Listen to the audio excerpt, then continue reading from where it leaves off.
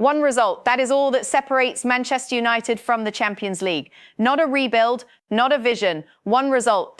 Right now, today, in April 2026, the contract decision is sitting on the table, the transfer targets are identified, the calls are being made, and the club has roughly 8 weeks to either lock in everything that has been built over the last few months or watch it fall apart at the seams. Casemiro is already gone. The manager situation is unresolved. Rashford's future is hanging. And €100 million is being discussed for a single forward, while the midfield still has a hole in it the size of Old Trafford itself. This is not a slow news day.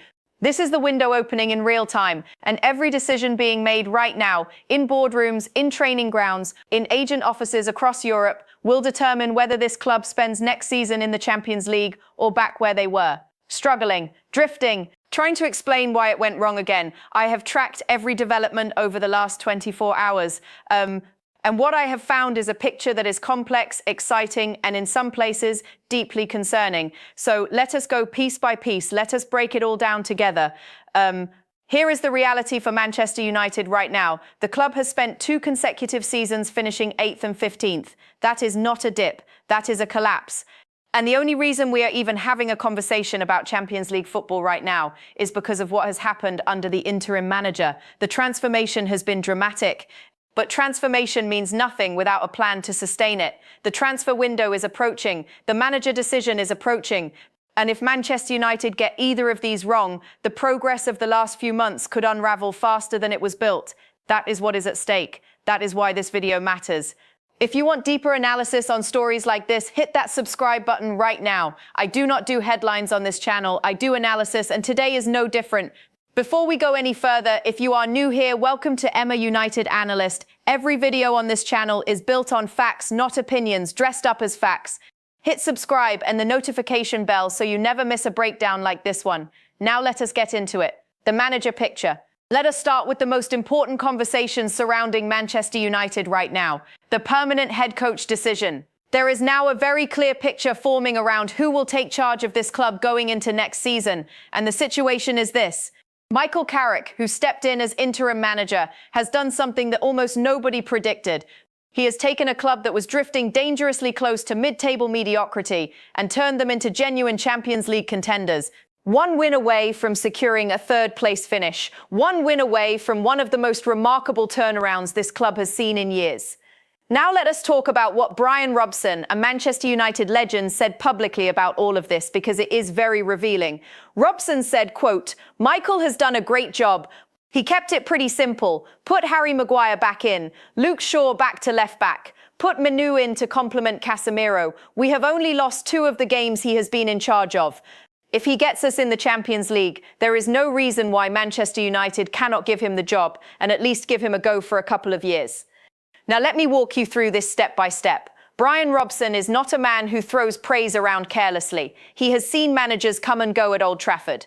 He understands what the job demands, and when he says Carrick has done a great job, he is not being polite. He is making a case.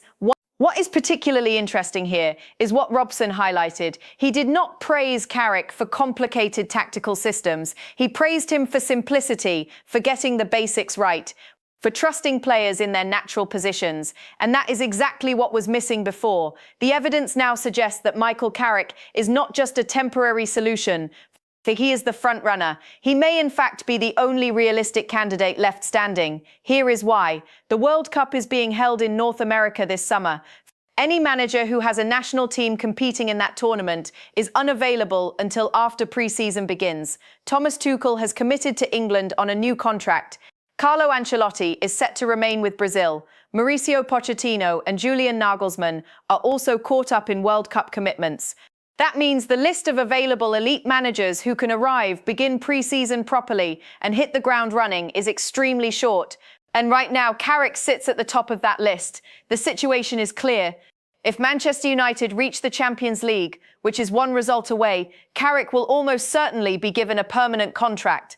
And based on what Bryan Robson described, even a 1+1 year deal would be a reasonable starting point given how dramatically the fortunes of the club have changed. The former boss, Ruben Amorim, has already moved on in a different direction. He has been put forward as a surprise candidate for the Crystal Palace managerial vacancy. That is an interesting development.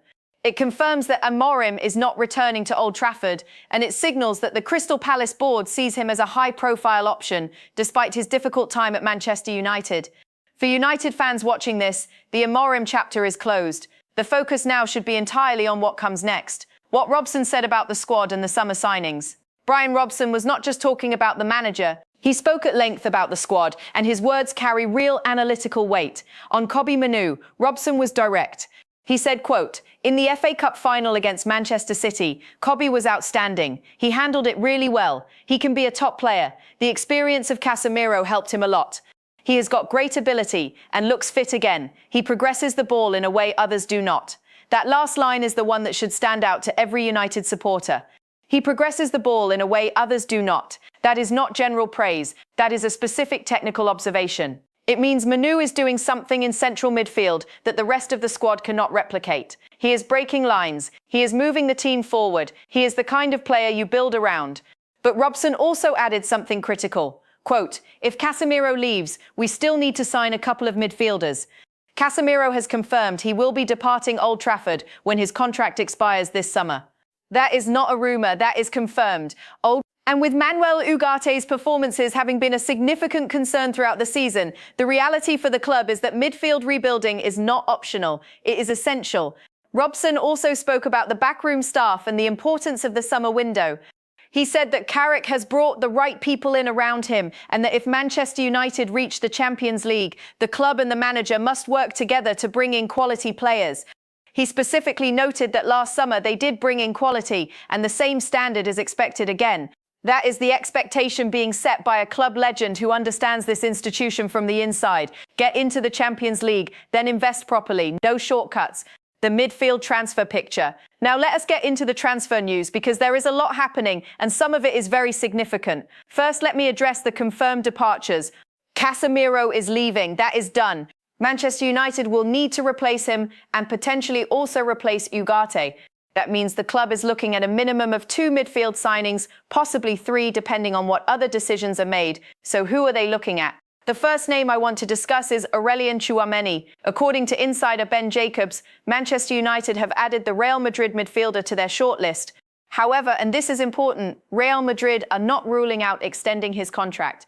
The player himself is described as content to stay, but is keen to understand how a potential midfield revamp at Real might affect his role. Real Madrid value him at over £70 million. Here is how I see this. Tchouameni is a world-class midfielder. He has the physical profile, the technical ability, and the experience that Manchester United desperately need. But the reality is that this is not a straightforward deal. Real Madrid hold all the cards here. If they decide to keep him, United have no leverage, and at over £70 million, this would be one of the most expensive midfield signings in the club's recent history. This one is firmly in the rumour category for now. The second name is Richard Rios, the Colombian midfielder currently at Benfica. The deal is expected to cost in the region of €45 million. He has emerged as a key target for Manchester United as they look to strengthen their options in midfield ahead of the new season. However, Fulham are also pushing to secure his signature, meaning there is already competition for this player. Let me break this down for you. Rios represents a more realistic and cost-effective option compared to Tchouameni. At €45 million, he is affordable. He is a proper defensive midfielder. And with the Colombian national team competing at the World Cup this summer, his profile will only rise further. The competition from Fulham should not be underestimated, but Manchester United's Champions League status, if secured, gives them a significant advantage in any conversation with the player. The third name is Andrey Santos, the 21-year-old Brazilian midfielder currently at Chelsea. He is available for around €40 million. Chelsea appear open to letting him leave this summer, along with Romeo Lavia. Manchester United have been linked with interest in Santos. He is a talented young player who has faced heavy competition for minutes at Stamford Bridge. For a club looking to blend youth with experience in midfield, Santos is a name worth monitoring.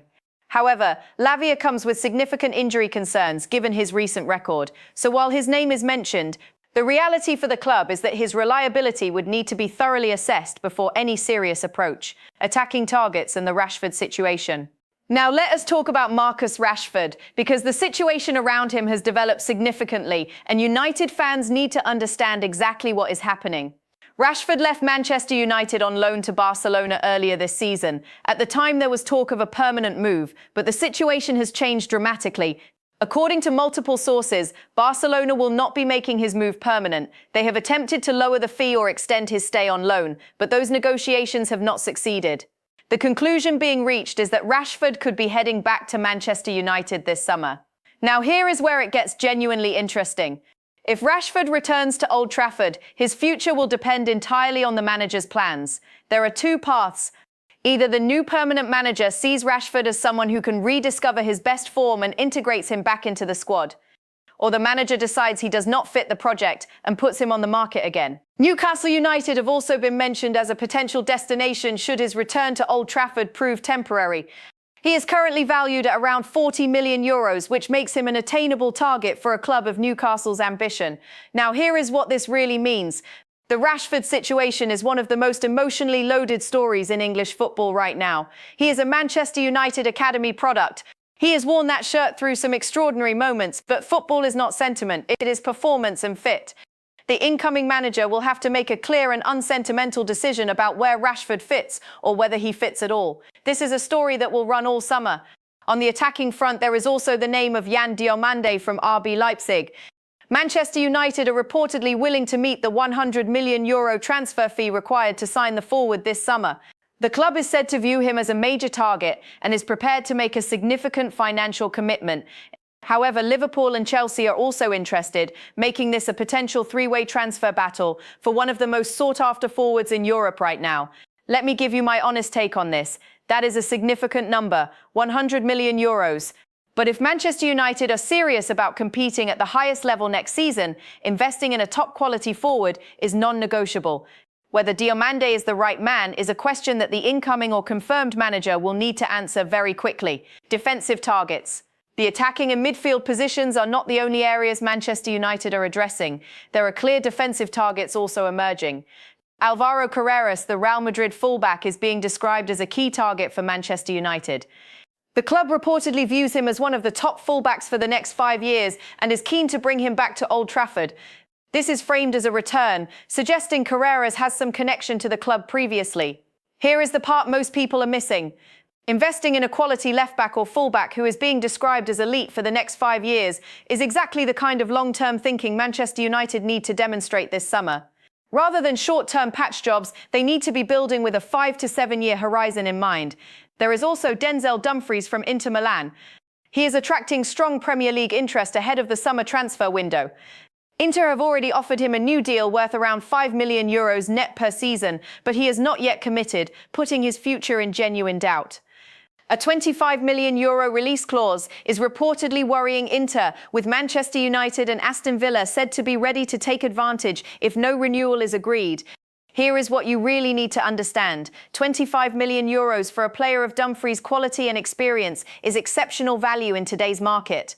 He brings attacking threat from right-back, Champions League experience, and physical intensity. If Manchester United can move quickly and trigger that clause, they should.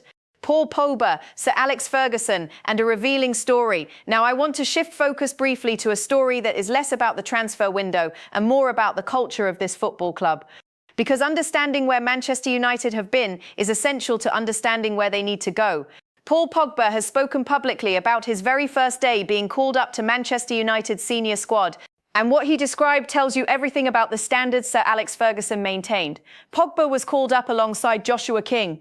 The protocol was to meet at Carrington and then travel together by bus to Old Trafford before moving on to the hotel. But Pogba, not knowing the routine, went directly to Old Trafford instead. He and King arrived late. Ferguson's response was immediate. Fined. Both of them. No exceptions. No sympathy for it being Pogba's first day. Pogba described the moment himself. He said he was sweating. He said Joshua King wanted to kill him because it was his fault. And he said Ferguson made the point with the kind of language that left absolutely no doubt about the standards expected. Let me put this in plain terms for you. That story is not just a funny anecdote. It is a window into a culture of accountability that this club has been trying to rebuild. Under Ferguson, standards were non-negotiable. It did not matter if it was your first day or your 500th. The rules applied to everyone equally. One of the most common criticisms of Manchester United in the post-Ferguson era has been a lack of that same accountability. Players who arrived late, players who prioritized other things, a culture where excuses were accepted too easily. Carrick's brief tenure suggests he is trying to restore some of that seriousness. Robson's comments back that up. The simplicity, the discipline, the clear expectations, these things matter. Pogba also spoke about his current chapter. After serving an 18-month doping ban, he is now back playing for Monaco. He described seeing football completely differently now. He said he wants to enjoy the game and help a young team with his experience. He reflected on the past being gone and said the only thing any of them can do is live in the moment. That is a man who has been through the fire and come out with a different perspective. Whether his best football days are behind him or not, that perspective is something any young player could learn from. Pogba on Bruno Fernandes and the Ballon d'Or claim. Before we close out this video, there is one more moment from Paul Pogba that I want to address, because it sparked a genuine conversation across social media. Pogba said the following about Bruno Fernandes, quote, "If you put him in Man City, he is in the Ballon d'Or top 3. Here is my take on what is really going on." That is a statement worth sitting with for a moment. Pogba is essentially saying that Bruno Fernandes is a victim of circumstance, that his quality has been consistently undervalued because of the team he has been surrounded by, and there is genuine merit to that argument. Fernandes has produced elite numbers in difficult conditions at a club that has been far from elite. His creativity, his leadership, his output under pressure have all been remarkable for a player carrying so much responsibility in a team that has struggled structurally. The implication is simple. Put that same player in a system built around winners, with elite players around him, and the world would see his true level. It is not a wild claim, it is actually a very honest one. What does it all mean for Manchester United? Let me now bring everything together into a clear picture of where Manchester United stand heading into the summer of 2026. The manager situation is nearly resolved. Carrick is the frontrunner. If Champions League is secured, he gets the job. The World Cup has effectively eliminated every other elite option, and that has actually clarified the decision rather than complicated it. The midfield needs serious surgery. Casemiro is leaving. Ugarte is uncertain. Mainu is the one guaranteed foundation piece. Around him, United need quality, experienced midfielders. Tchouameni is the dream but comes with complications. Rios is realistic and ready. Santos offers youth and potential. The club needs at least 2 of these names to come off. In attack, the Rashford situation needs resolution. Diomande at €100 million represents the club's ambition, but also its risk. No forward is worth that fee if the tactical system and manager cannot maximize him. Defensively, Carreras at left back and Dumfries at right back would represent genuine quality on both flanks. If Manchester United can execute those moves, the defensive foundation for next season improves significantly. The culture piece is perhaps the most important of all. Robson spoke about simplicity, about doing the basics right, about accountability and structure. Paul Pogba's story about being fined on his first day is a reminder of what this club once was. Getting back to that culture is not just about tactics and transfers. It is about standards being set and maintained every single day. Manchester United are not fixed, but for the first time in a long time, the situation is stable enough to build from. One more result to secure Champions League football, then the real work begins. This has been Emma United Analyst. If you found this breakdown valuable, please subscribe and share it with a fellow United supporter. Drop your thoughts in the comments. Tell me which transfer you want United to prioritize this summer. I read every single comment on this channel. Thank you for watching. See you in the next one.